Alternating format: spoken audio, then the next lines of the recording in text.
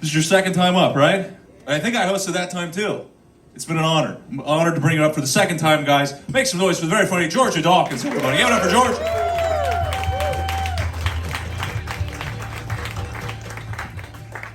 Good evening. Good evening.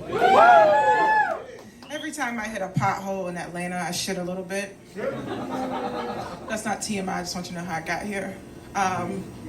I do love Atlanta, though. I've done everything there is to do in Atlanta. I recently hiked Stone Mountain. Thank you. You see this ass, that was hard to carry up. I didn't make it to the top. I wrote a book.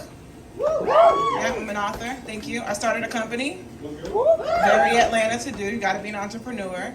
And I dated a couple. Yeah, that is my proudest moment. Any couples in here tonight? I'm just shopping. My dad has 12 kids. True story. We call ourselves the Disciples. You like it, right? It's a working title. We think it's funny because he's a pastor. But we've never all been in the same room at the same time. So it's safe to say I don't know them. Recently, we decided to do a family reunion, but like virtually. And just to define it for some people in here, a reunion normally happens after you've met for the first time. But we decided to do it on the very exclusive high-tech platform of Facebook Messenger. And all you had to do was go around the room and say your birthday, just in case it was mine. Literally thought I was number 6. Recently found out I'm number 7, okay? Really throws you off. You also had to say your name. I was really wrong about 2 people's first names. Sometimes when you just go by nicknames, people don't know the truth. And you also had to say your mama's name, just in case she was the bitch who threw the brick through my mama's window. Because if it was Barbara, like I'm not fucking with you, honestly. I'm really proud of my baby sister though, because after the reunion, she reached out to foster a relationship, which is something I wouldn't do. And so after our first conversation, she followed up with an "I love you" text. Wow. To which I responded, already? She was like, you're rude. You're rude. And I had to accept that. And I said, it's not my fault, number 12. I am getting back at my parents, though, on what they call back gay again. Anybody ever heard of that? Yeah, okay. So back gay again is what they call it when you've been single so long, people forgot you were gay. You just got to tell them again. They didn't know. And it's really crazy because I first came out 10 years ago. This is my second tour. Like, I don't understand why people didn't remember. But, this time around I decided to start with my mom. And the first time I came out to her, she immediately killed my unborn children. And I was like, wow. I mean, everything still works, pro-choice, all that good stuff. And I was like, wow, she'll kill my unborn children, but she won't kill hers. I don't know how that happened. So this time when I came out to her, she decided to be completely in denial. And I was like, wow, we really have a problem with denial and responsibility in this family. I said, Mom, you don't remember when the school called you about that 4-page letter I wrote to the teacher?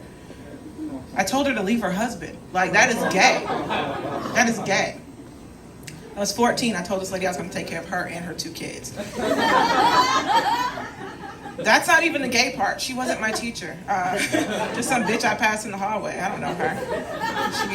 She had pretty eyes. My dad, though, the pastor, when I first came out to him 10 years ago, he said I have to pray, and I'm going to call you back. So I called him back 10 years later, and I came out again. All right. This time, he actually came to my house and tried to cast the devil out of me, y'all. He actually used my holy oil. Clap if you know what holy oil is. Yeah, it's very powerful if it's yours, if it's in the right hand. So he tries to cast the devil out of me, guys, and I didn't know what to do. So naturally, I blocked him on the Bible app. Because there's just sometimes you don't want to know what people are praying about. Like that has nothing to do with me. And I know you think that me blocking my dad on the Bible app makes me a bad Christian. And I want you to know that's not what makes me a bad Christian.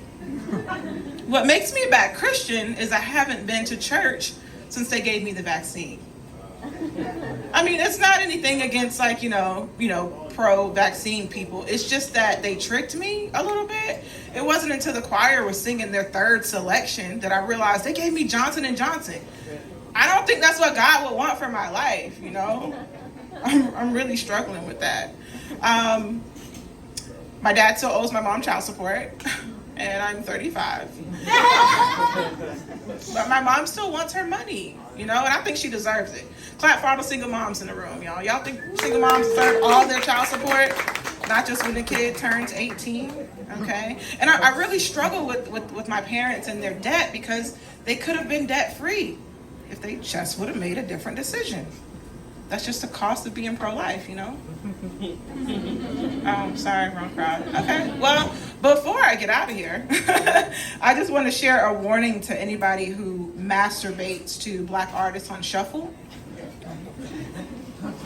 Think about your playlist right now.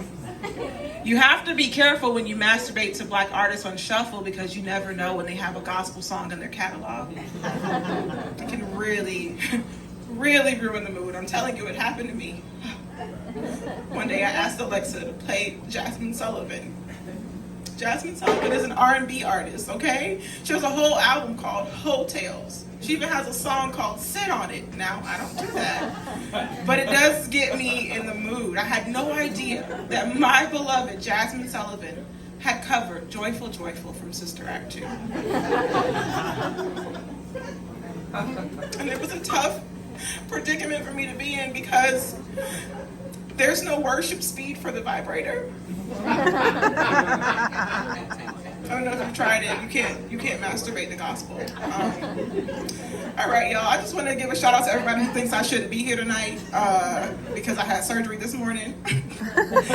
I was on anesthesia at around 7:30. They said I couldn't drive, but it didn't say I couldn't do comedy. So thank you, StarBar.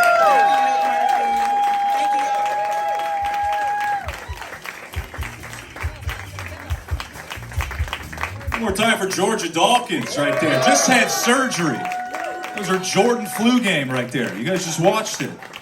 Yes. Your next comedian.